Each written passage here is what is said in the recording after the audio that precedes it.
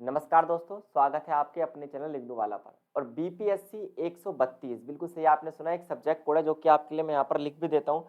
BPSC 132, क्योंकि इग्नू में बहुत सारे क्या देखने के लिए मिलेंगे आपको, सब्जेक्ट कोड्स देखने के लिए मिलेंगे, लेकिन कहीं ना कहीं आप कंफ्यूज हो जाते हैं, इसलिए मैं यहाँ पर लिख देता हूँ बीपीएससी 132, है ना। इसकी पूरी सिलेबस की क्लासेस हमारे चैनल के प्लेलिस्ट सेक्शन में पड़ी हुई है, जिनमें केवल एक यूनिट आपकी नहीं है जो हमने स्किप कर दी थी, दैट वाज, क्योंकि इंपॉर्टेंट यूनिट है, यूनिट नंबर 9, जिसमें हम न्यायपालिका की बात करेंगे। ये आपका आज हम यहाँ पर कंप्लीट कराएंगे। उसके बाद आपका बीपीएससी 132 का पूरा सिलेबस हो जाता है यहाँ पर खत्म। सिलेबस आपका क्या हो जाता है दोस्तों, कंप्लीट हो जाता है। इतनी बात आपको याद रखनी है। तो न्यायपालिका लास्ट चैप्टर है, पूरा सिलेबस होता है खत्म। फिर हम इंपॉर्टेंट क्वेश्चन सीरीज पर भी हम उसके आएंगे जल्द ही। इसके अलावा आपको कोई भी कोड अगर पढ़ना है तो आप हमें क्या कर सकते हैं, यहाँ पर कमेंट कर सकते हैं। इतनी सी बात है, ठीक है। चलिए, तो आप यहाँ पर एक चीज देख पाएंगे कि सबसे पहले हम क्या करते हैं, इस यूनिट के सिलेबस की बात करते हैं। अगर सिलेबस पे हम थोड़ा सा नजर डालें, थोड़ा सा इसको जूम कर लेते हैं, ठीक। अगर सिलेबस पर थोड़ा सा नजर डालें तो बुक में ही आपको दिखाई दे रहा होगा न्यायपालिका यानी कि कोर्ट। इसमें हम बात करेंगे भारत के न्याय सिस्टम के बारे में। सबसे ऊपर सर्वोच्च न्यायालय, सर्वोच्च न्यायालय से नीचे कौन सा आपको दिखाई देगा, उच्च न्यायालय। और उच्च न्यायालय के नीचे आते हैं फिर अधीनस्थ न्यायालय, यानी कि आप कह सकते हैं डिस्ट्रिक्ट कोर्ट यानी कि जिला न्यायालय। क्लियर दोस्तों। तो चलिए सबसे पहले समझते हैं इसका सिलेबस। सिलेबस क्या है इसका, उसके बात करते हैं। देखिए, पहली बात, उद्देश्य नहीं पढ़ना हमें, प्रस्तावना से कोई लेना देना नहीं है।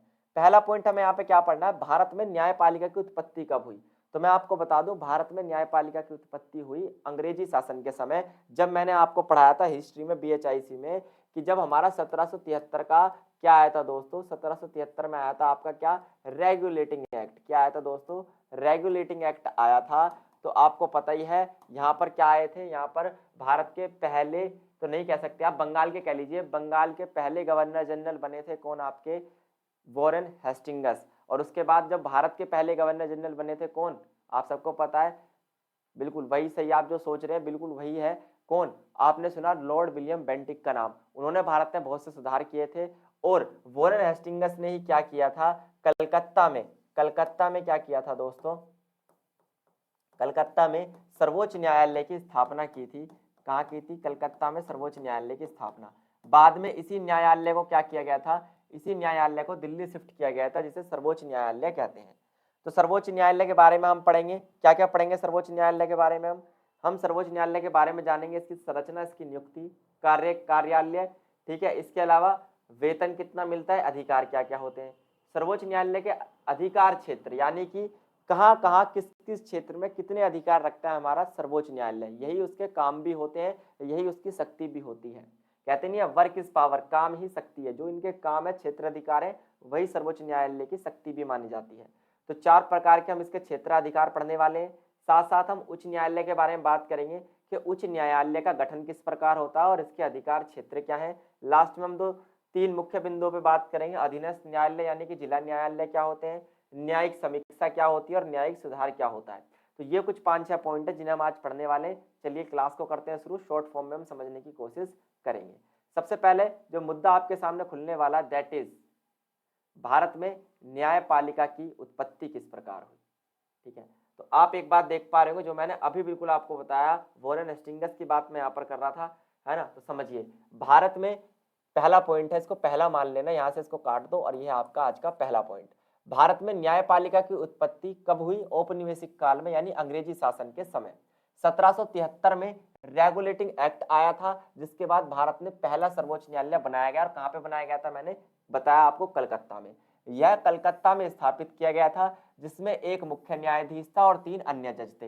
यानी इस कोर्ट में टोटल कितने जज थे, 4। उनमें से एक तो हो गया चीफ जस्टिस, मुख्य न्यायाधीश, और बाकी हो गए 3 उसके अन्य न्यायाधीश। इतनी बात आपको याद रहेगी। इसे राजा का न्यायालय बनाया गया। इनकी नियुक्ति ब्रिटिश क्राउन के द्वारा की गई थी, यानी उस समय जो ब्रिटिश किंग थे, उन्होंने क्या किया था दोस्तों, इनकी नियुक्ति की थी तीनों जजेस की। इसे राजा का न्यायालय बनाया गया था, ना कि कंपनी का कोर्ट। यानी कहने का मतलब यह है कि कंपनी की तरफ से इसे बनाया नहीं गया था, इसे ब्रिटेन की तरफ से राजा ने बनाया गया था, इसलिए इसे राजा का न्यायालय नाम दिया गया।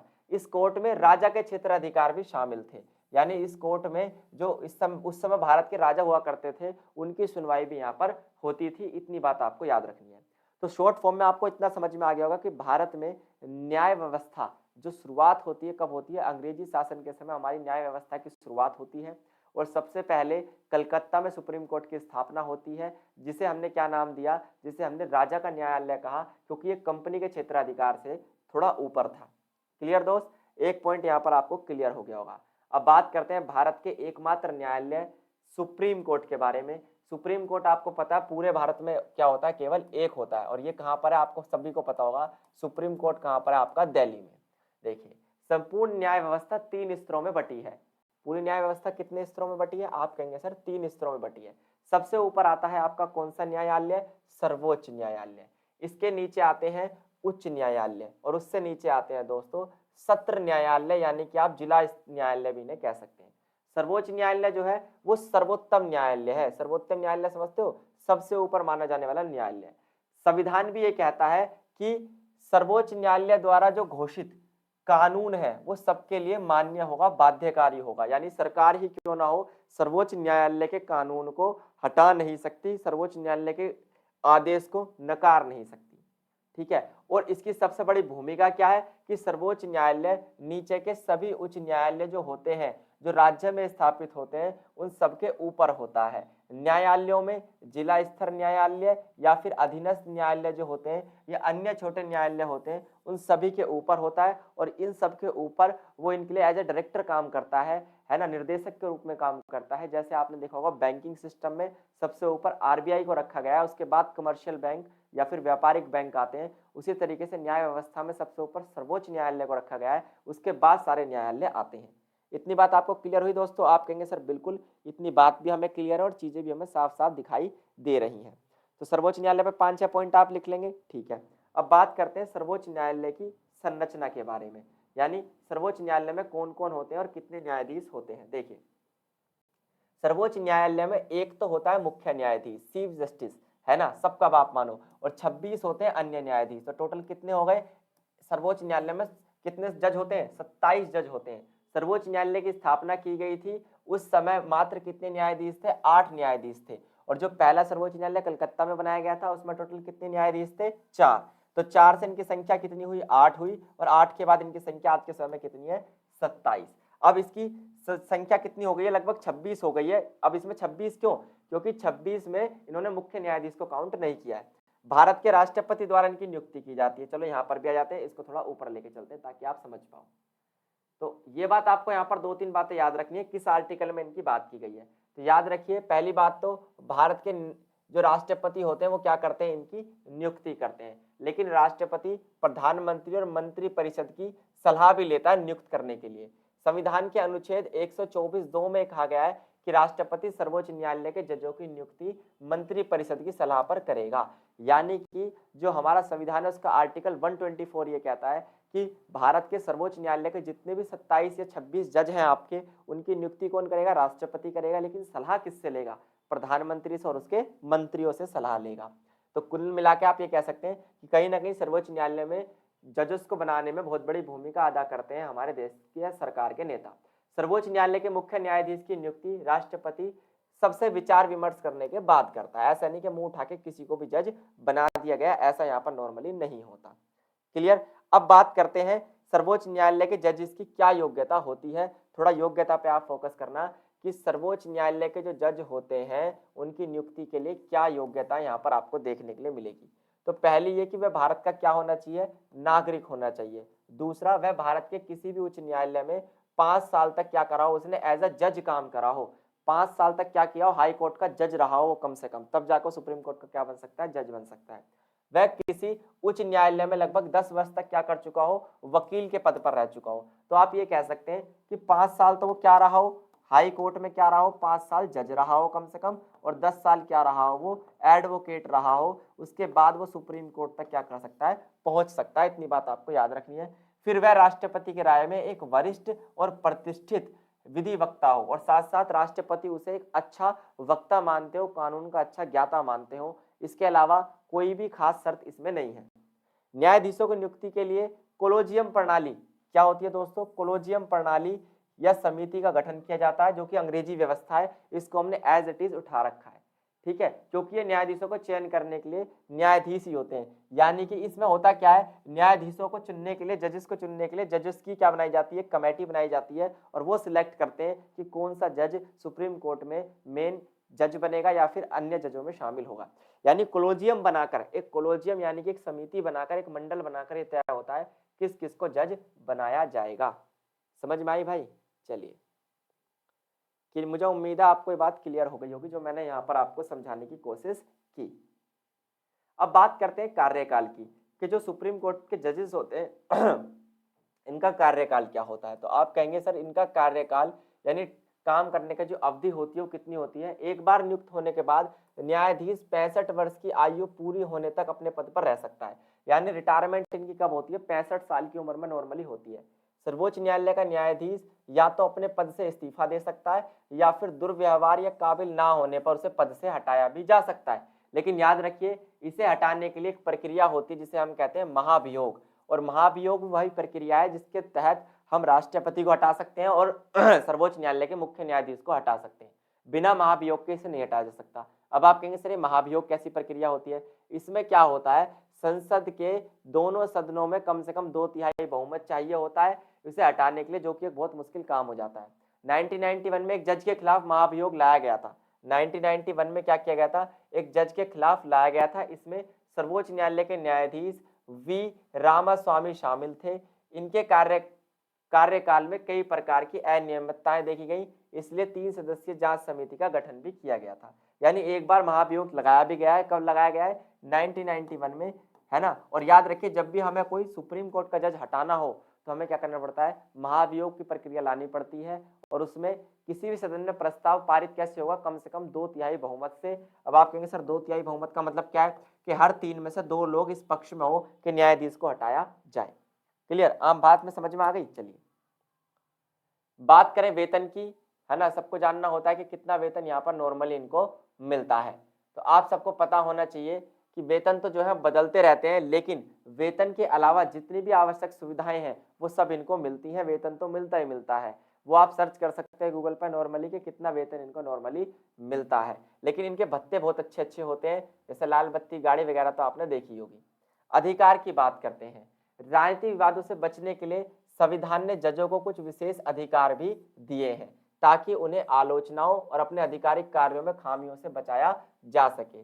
न्यायालय को अधिकार दिया गया है कि वह ऐसे व्यक्ति के खिलाफ अवमानना की कार्रवाई कर सकता है जो जजों के आधिकारिक कार्यों में बाधा बने। तो आपने देखा होगा ना कि अगर कोई भी नेता कोर्ट में खड़ा होकर कुछ भी उल्टा सीधा बोलता है तो तुरंत उसके खिलाफ अवमानना का केस कर दिया जाता है। और जज कहते हैं कि इसे मैं न्यायालय की या फिर अपनी या फिर आप कह सकते हैं कानून की अवमानना मानकर आप पर केस भी कर सकता हूं, इसलिए चुप रहिए। तो कितना भी बड़ा अधिकारी हो उसके खिलाफ संविधान ने क्या अधिकार दिया है कि अवमानना के बारे में अगर बात हो रही हो, अवमानना समझते हो कि न्यायालय की बात ना मानना, ऐसी कंडीशन में उसके खिलाफ कार्यवाही की जा सकती है। सबसे बड़ा अधिकार माना जाता है सुप्रीम कोर्ट का। चलिए, तो यहां तक आपने पढ़ लिया सुप्रीम कोर्ट के बारे में, सब क्या होता है सुप्रीम कोर्ट, कैसे उसकी नियुक्ति होती है, क्या वेतन भत्ता वगैरह होता है, सब मैंने आपको बताया। उसके बाद हम बात करते हैं दोस्तों किसकी, सर्वोच्च न्यायालय के क्षेत्र अधिकार की। क्षेत्र अधिकार मैंने आपको बताया ही था। कुल मिलाकर इनके क्या मुख्य कार्य होते हैं, क्या इनके पास अधिकार है। संविधान का अनुच्छेद 141 ये कहता है कि सर्वोच्च न्यायालय क्या करे, उसके बनाए कानून भारत में सभी न्यायालयों पर लागू होंगे। तो पहला क्षेत्र अधिकार तो तुम्हें दिख गया कि जो कानून सर्वोच्च न्यायालय बनाएगा उसे भारत के सभी न्यायालयों को, चाहे वो हाई कोर्ट्स हो, चाहे वो डिस्ट्रिक्ट कोर्ट्स हो या फिर आपके अधीनस्थ न्यायालय हो, उन सबको मानना ही पड़ेगा। तो सबसे पहले देखते हैं इसका आरंभिक क्षेत्र अधिकार। आरंभिक क्षेत्र अधिकार में क्या क्या कहा गया है, देखिए। सर्वोच्च न्यायालय का आरंभिक क्षेत्र अधिकार शक्ति पूर्व में संघीय न्यायालय से प्राप्त हुई है। यानी संघीय व्यवस्था विशेषकर भारत में केंद्र और राज्य सरकारें संविधान से शक्तियां अर्जित करती हैं। केंद्र और राज्य के मध्य शक्तियों के बंटवारे के विवाद को केवल क्या कर सकता है, यही न्यायपालिका सुधार सकती है। यानी कि मान लीजिए पहला क्षेत्र अधिकार इसका क्या है कि राज्य सरकार और केंद्र सरकार के बीच में यदि किसी प्रकार का झगड़ा होता है, किसको लेकर, पावर्स को लेकर, शक्ति को लेकर, तो इसमें अंतिम फैसला कौन देता है, कोर्ट देता है। और कौन सा कोर्ट, सुप्रीम कोर्ट। यही है सुप्रीम कोर्ट की सबसे बड़ी ताकत। जब केंद्र और राज्य सरकारों के बीच में शक्तियों को लेकर क्या हो जाए, झड़प हो जाए, आप कह सकते हैं कि शक्तियों को लेकर क्या हो जाए, आपस में झगड़ा हो जाए, तो उसको निपटाने काम करता है हमारा सुप्रीम कोर्ट। उसे ये विशेष अधिकार है कि भारत में अन्य किसी न्यायालय के पास ये अधिकार नॉर्मली नहीं होता। इतनी बात आपको याद रखनी है। केवल और केवल किसके पास होता है अधिकार, तो आप कहेंगे सर ये अधिकार अभी तक केवल और केवल सुप्रीम कोर्ट के पास है कि राज्य और केंद्र सरकारों के बीच में क्या कर सके, राज्य और केंद्र सरकारों के बीच में झगड़े का निपटारा कर सके। क्लियर। चलिए, तो ये तो था इसका आरंभिक क्षेत्र अधिकार। आरंभिक क्षेत्र अधिकारों में एक बात और आती है कि सर्वोच्च न्यायालय के पास नागरिकों के मौलिक अधिकारों की रक्षा के लिए भी बहुत सारे अधिकार होते हैं और ये 5 प्रकार की रिट जारी करता है। जब भी किसी के मौलिक अधिकारों का हनन हो रहा होता है तो 5 प्रकार की रिट जारी करता है, जो कि भारत के संविधान के, आपने एक मौलिक अधिकार सुना होगा जिसका नाम क्या है, आपने पढ़ा होगा, आप लास्ट वाला अधिकार है संवैधानिक उपचारों का जो अधिकार है, उसमें कौन कौन से रिट ये जारी करता है, आदेश, बंदी प्रत्यक्षीकरण, परमादेश, प्रतिषेधालेख, अधिकार प्रक्षा और उत्प्रेक्षण रिट। ये 5 प्रकार के रिट जारी करता है कौन, हमारा सुप्रीम कोर्ट, और यही इसकी सबसे बड़ी ताकत है, इसलिए इसे आरंभिक क्षेत्र अधिकार भी माना गया है। क्लियर दोस्तों। चलिए, आरंभिक क्षेत्र अधिकार बता दिए मैंने। अब अपीलीय क्षेत्र अधिकार की बात करते हैं। अपीलीय क्षेत्र अधिकार क्या है इसका, यानी दूसरी इसकी पावर क्या है। भारत में सर्वोच्च न्यायालय सभी न्यायालयों में सबसे बड़ा अपीलीय न्यायालय माना गया है, सबसे बड़ा। इसके अलावा सभी सिविल, आपराधिक, संपत्ति मामले, मृत्युदंड, अन्य विशेष मामलों में अपीलीय अधिकार प्राप्त करता है। कहने का मतलब यह है कि कोई भी यदि हाई कोर्ट में सही सुनवाई नहीं होती, डिस्ट्रिक्ट कोर्ट में सही सुनवाई नहीं होती, डायरेक्ट सुप्रीम कोर्ट में अपील कर सकता है और किसी भी केस को लेकर सुप्रीम कोर्ट में भी सुनवाई की जा सकती है। लेकिन वो तब उस कंडीशन में होता है जब निचले अदालतों में उसे न्याय ना मिला हो। तो लोग पिक्चरों में कहते नहीं मैं सुप्रीम कोर्ट तक जाऊंगा, तो यही इसका अपीलीय क्षेत्र अधिकार है कि अपील पर, ये किसी भी अपील पर ये सुनवाई कर सकता है, चाहे वो अपील अधिकारिता के बारे में हो, दीवानी का मामला हो, फौजदारी का मामला हो, कोई मारपीट का मामला हो, किसी भी केस पर ये क्या कर सकता है, सुनवाई कर सकता है और अपने विचाराधीन लेके आ सकता है, यानी विचारों के अंदर लेके आ सकता है। याद रहेगा दोस्तों। चलिए, परामर्श अधिकारिता। परामर्श अधिकारिता का मतलब यह है कि ये सलाह दे सकता है, किसको, आर्टिकल 143 के तहत सर्वोच्च न्यायालय को परामर्श देने का अधिकार है। और ये परामर्श क्या है दोस्तों, सामान्यतः राष्ट्रपति को दिया जाता है, क्योंकि राष्ट्रपति परामर्श मांग भी सकता है। बस सीधी सी बात है ना। कैसे, मान लीजिए देश की किसी नीति का बड़ा फैसला लेना और राष्ट्रपति को उस पर फाइनल हस्ताक्षर करने, क्योंकि आपको पता है कानून का जो विधेयक होता है जब दोनों सदनों में पास हो जाता है तो राष्ट्रपति तक पहुंचता है। तो मान लीजिए राष्ट्रपति को किसी से सलाह लेनी है तो डायरेक्ट सुप्रीम कोर्ट के क्या करता है, जजेस से सलाह लेता है, और यही उनका परामर्श संबंधी अधिकार होता है कि सुप्रीम कोर्ट के जज क्या कर सकते हैं, परामर्श दे सकते हैं। क्लियर दोस्तों। चलिए, न्यायिक समीक्षा की बात करते हैं। न्यायिक समीक्षा क्या है, इसकी न्यायिक समीक्षा का अधिकार क्या है। सर्वोच्च न्यायालय किसी भी निर्णय को समीक्षा करने का अधिकार प्राप्त करता है। मान लीजिए किसी भी हाई कोर्ट ने, किसी भी डिस्ट्रिक्ट कोर्ट ने किसी को फांसी की सजा भी सुना दी है और सुप्रीम कोर्ट को लगता है कि इस पर एक बार विचार किया जाना चाहिए, तो वो उसकी क्या कर सकता है, समीक्षा कर सकता है, उस न्याय की जांच कर सकता है। न्यायिक समीक्षा का मतलब होता है किसी भी न्याय की क्या कर सकता है, वो जांच कर सकता है ना। हालांकि ऐसा नॉर्मली आपने देखा होगा कई बार बड़े बड़े जो हाई कोर्ट ने फैसले सुना देता है और सुप्रीम कोर्ट उस फैसले को खारिज कर देता है, इसी प्रक्रिया को क्या कहते हैं, न्यायिक समीक्षा कहते हैं, और ये सुप्रीम कोर्ट का सबसे बड़ा अधिकार है।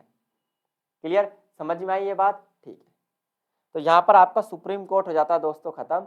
अब हम बात कर रहे हैं किसकी, हाई कोर्ट की। जैसे पूरे भारत का एक कोर्ट होता है जिसमें पूरे भारत की सुनवाई होती है, उसी तरीके से हर राज्य के पास अपना एक न्यायालय होता है और कई बार 2 राज्यों का भी एक न्यायालय होता है। आप कहेंगे जैसे सर, जैसे पंजाब और हरियाणा का केवल एक न्यायालय है, आपको पता है चंडीगढ़ हाई कोर्ट, तो एक राज्य में एक मिनिमम होता है, कई बार 2 राज्यों का एक भी होता है। संविधान में उच्च न्यायालय का भी प्रावधान किया गया है, आपको पता ही है। राज्य का सर्वोच्च न्यायालय से माना गया है, क्या माना गया है, राज्य का सर्वोच्च न्यायालय माना गया है, यानी एक राज्य में ये होता है। संविधान के भाग 6 में जो अध्याय 5 आपको देखने के लिए मिलेगा, उसमें आर्टिकल 214 से लेकर 231 तक, 214 से लेकर 231 के बीच में हाई कोर्ट्स का क्या किया गया है, जिक्र किया गया है, यानी ये संवैधानिक है। भारत के संविधान के 125 में कहा गया था कि प्रत्येक राज्य का एक क्या होगा, उच्च न्यायालय होगा, और उसको डिस्क्राइब कहाँ किया, यहाँ। तो 125 आर्टिकल ये कहता है कि हर राज्य में एक उच्च न्यायालय होगा जिसे उस राज्य का सर्वोच्च न्यायालय माना जाएगा, supreme court of the state माना जाएगा। क्लियर, समझ में आया दोस्तों, दैट वाज सुप्रीम कोर्ट। अब कई बार ऐसा होता है दो राज्यों के लिए एक सुप्रीम कोर्ट का भी क्या किया जा सॉरी एक हाई कोर्ट का भी गठन किया जा सकता है, जैसे पंजाब और हरियाणा के लिए केवल एक ही उच्च न्यायालय है, इसी तरीके से असम, नागालैंड, मिजोरम और अरुणाचल प्रदेश का भी एक ही उच्च न्यायालय है।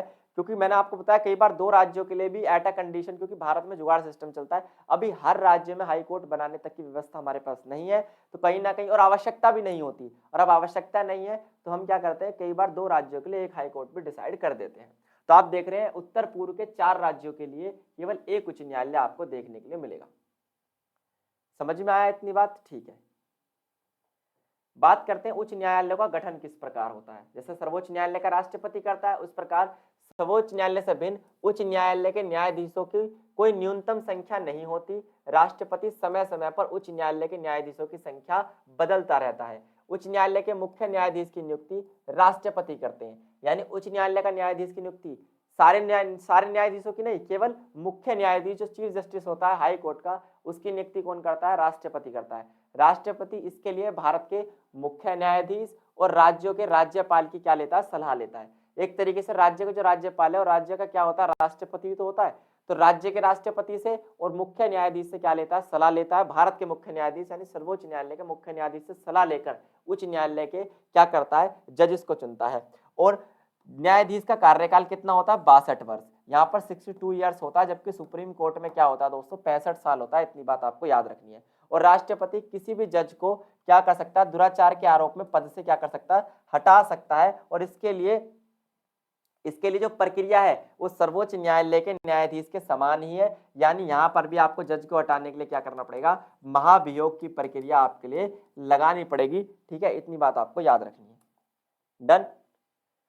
इसके अधिकार क्षेत्र क्या है, सर्वोच्च न्यायालय के तो हमने पढ़े ही थे। इसके अधिकार क्षेत्रों में बहुत सारी शक्तियां, जैसे मौलिक अधिकारों को लागू करने के लिए याचिका दायर करा सकता है, एक बात, सभी न्याय अधिकारों के कार्यों को निरीक्षण कर सकता है, यानी जितने भी कार्य इसके राज्य में हो रहे हैं, जैसे मान लो दिल्ली हाई कोर्ट है, दिल्ली हाई कोर्ट में बहुत सारे डिस्ट्रिक्ट कोर्ट है, तो डिस्ट्रिक्ट कोर्ट का कोई भी केस क्या कर सकता है, उसकी जांच कर सकता है, किसी भी प्रकार की याचिका को दायर कर सकता है। हाई कोर्ट में भी याचिका डाली जाती है, आपको पता ही है। इसके अलावा संविधान की व्याख्या से संबंधित केसों को अधीनस्थ न्यायालय के पास क्या कर सकता है, स्थानांतरित कर सकता है। यानी मान लीजिए कोई ऐसा केस फंस जाए जिसमें संविधान पर उंगली उठा दी जाए, तो ऐसे केसों क्या कर सकता है, छोटे कोर्ट से अपने पास क्या कर सकता है, मंगा सकता है। कि मान लीजिए वो आपके लेवल का नहीं है, उस डिस्ट्रिक्ट कोर्ट से उस केस को क्या कहेगा, अपने पास मंगा लेगा, कहेगा इस केस को हाई कोर्ट भेज दो, ये आपके लेवल का केस नहीं है। ये किसके अधिकार क्षेत्र में आता है, तो आप कहेंगे सर ये आता है उच्च न्यायालय के अधिकार क्षेत्र में। क्लियर। इसके अलावा उच्च न्यायालय के अधिकारियों एवं नौकरों को नियुक्त करने का भी अधिकार है। ये क्या कर सकता है, हाई कोर्ट अपने आप में अपने नौकरों को और अधिकारियों को नियुक्त भी कर सकता है। ये पावर भी किसके पास होती है, हाई कोर्ट के पास ही होती है। तो यहां तक हमने दो प्रकार के कोर्ट्स आपके पढ़ लिए, उच्च न्यायालय और कौन सा, सर्वोच्च न्यायालय। अब सबसे नीचे आते हैं इस पायदान पर, कौन, आपके अधीनस्थ न्यायालय। देखिए उच्च न्यायालय के अंतर्गत एक प्रकार की क्रमबद्धता है। आप देख रहे होंगे इस संविधान में दर्शाया गया है कि हम अधीनस्थ न्यायालय कह सकते हैं, यानी कि इस पूरी रेखा में सबसे ऊपर सर्वोच्च न्यायालय, फिर उच्च न्यायालय और सबसे नीचे आपको दिखाई देंगे क्या, अधीनस्थ न्यायालय। राज्य जो होता है जिलों में बटा होता है और इसके लिए क्या बनाए जाते हैं, हर जिले में एक जिला न्यायालय बनाया जाता है। इन जिला न्यायालयों के अधीन छोटे छोटे न्यायालय भी होते हैं, जैसे अतिरिक्त जिला न्यायालय, उप न्यायालय, मुंसिफ मजिस्ट्रेट न्यायालय, विशेष न्यायिक मजिस्ट्रेट, यानी छोटे छोटे पद यहाँ पर बनाए हैं। और कई बार गांव में आपने देखा होगा न्याय पंचायत, ग्राम पंचायत, पंचायत अदालत, इसमें भी छोटे मोटे झगड़े जो होते हैं वो सुलझा दिए जाते हैं। इन सबको हम क्या कहते हैं दोस्तों, क्या कहते हैं, अधीनस्थ न्यायालय। जिला न्यायालय का प्रमुख कार्य है अधीनस्थ न्यायालयों की अपील को सुनना। डिस्ट्रिक्ट कोर्ट का काम क्या है, जैसे इतने सारे मैंने आपको कोर्ट्स बताए ना अधीनस्थ न्यायालय में, इन सबकी कार्यवाही को सुनना किसका काम है, जिला न्यायालय यानी कि डिस्ट्रिक्ट कोर्ट। याद रहेगा आपको डिस्ट्रिक्ट कोर्ट का काम, ठीक है। इसके अलावा ये तो हो गए आपके सारे कोर्ट्स, कोर्ट सिस्टम भारत में हो जाता है खत्म। अब बात करते हैं न्यायिक समीक्षा क्या होती है, इंपॉर्टेंट क्वेश्चन है, इसको मैं आपको तसल्ली में समझाने वाला हूं, ध्यान से सुनना, एक बार आप इसे पढ़ लीजिए।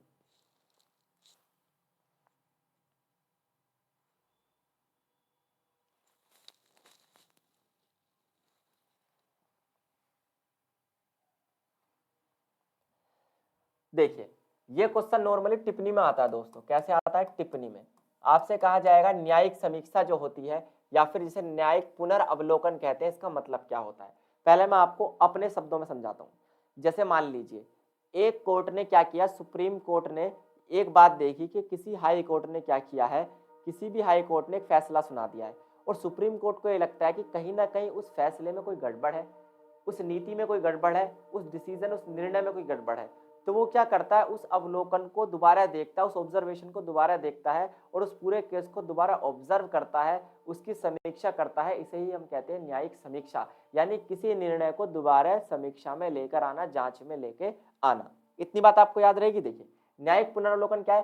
किसी भी निर्णय की समीक्षा करना, किसी भी फैसले की समीक्षा करना। उन देशों में काफी इसका महत्व माना जाता है जहां पर लिखित संविधान है। भारत में भी लिखित संविधान है, इसलिए यहाँ पर न्यायिक पुनर्वलोकन सबसे ज्यादा किया जाता है। न्याय पुनर्वलोकन का अर्थ यह भी माना जाता है कि इससे किसी विधायिका की शक्तियों की मान्यता कहां तक उचित है। मान लीजिए भारत की सरकार ने कोई क्या कर दिया, फैसला ले लिया। अब वो फैसला हो सकता है जनता के हित में और जनता के हित में ना भी हो, दोनों कंडीशन हो सकती है। जैसे अभी तक अयोध्या विवाद चल रहा था, तो उस कंडीशन में सर्वोच्च न्यायालय को क्या करना पड़ता है, दखल अंदाजी करनी पड़ती है और ये देखना पड़ता है क्या ये फैसला जनता के हित में है या नहीं। तो उसे ही कहते हैं किसी भी न्याय या डिसीजन का पुनर्वलोकन करना या फिर समीक्षा करना। इस व्यवस्था को हम कहते हैं न्यायिक समीक्षा। समझ में आएगा? जैसे इंग्लैंड में मान लो लिखित संविधान नहीं है, तो यहाँ पर संसद ही सर्वोच्च सत्ता है। अब संसद यानी कि वहां का जो प्राइम मिनिस्टर है वही क्या है, सर्वोच्च संस्था है। जो उसने कह दिया वही ठीक है। अब उसका ना तो न्यायिक पुनर्वलोकन किया जा सकता, ना उसके ऊपर कोई दूसरा फैसला सुनाया जा सकता। और वहां पर संसद ने जो कानून पारित कर दिया उस पर न्यायिक समीक्षा करने का अधिकार नहीं है। लेकिन भारत में तो न्यायिक पुनर्वलोकन होता है। सरकार के किसी भी फैसले पर न्यायालय बहुत बड़ी भूमिका अदा करता है। क्लियर दोस्त? चलिए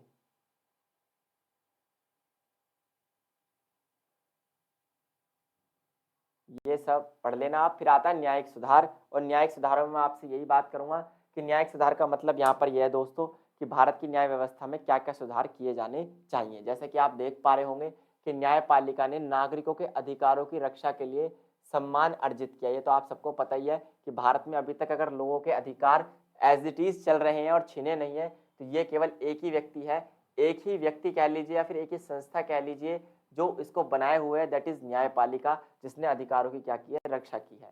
लेकिन न्यायपालिका की प्रतिष्ठा में आंच लगाई है किसने? और यह इसकी सबसे बड़ी कमजोरी भी है। किसने? बड़ी संख्या में जो केस अटके लटके पड़े हैं। तुम्हें पता ही है लाखों करोड़ों केस, व्यक्ति मर जाता है लेकिन उसका केस चलता रहता है। ऐसी कहानी आपने डायलॉग बहुत सुने होंगे मूवीज में।